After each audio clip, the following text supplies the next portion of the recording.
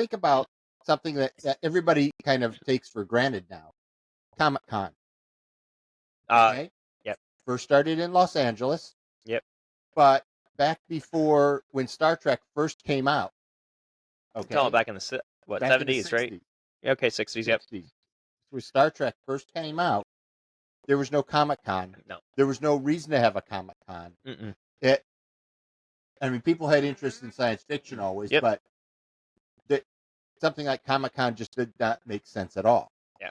It wasn't until we had Star Wars on top of that, the resurgence of Star Trek, and all those that you finally got a large enough population Yeah. that was actually tracking that they said, hey, we'd like to get together and talk about what we love.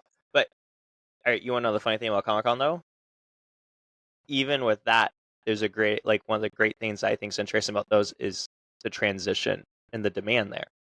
Okay. So it used to be predominantly superheroes and sci-fi geeks. Right.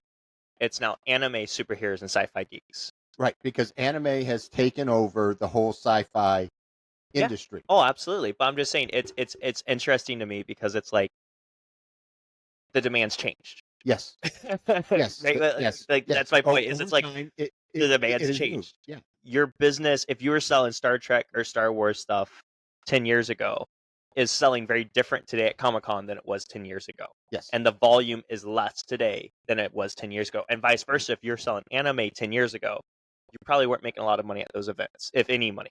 Nowadays, you can make a lot of money selling anime stuff at those events.